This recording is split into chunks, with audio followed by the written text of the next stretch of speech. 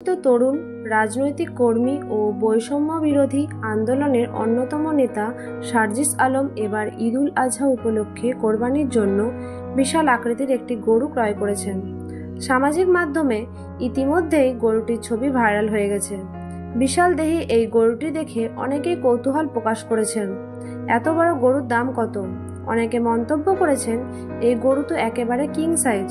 যদিও গরুটির সঠিক মূল্য এখনো প্রকাশ করা হয়নি, তবে ধারণা করা হচ্ছে এটি কয়েক লক্ষাধিক টাকা খরচ করে কেনা হয়েছে।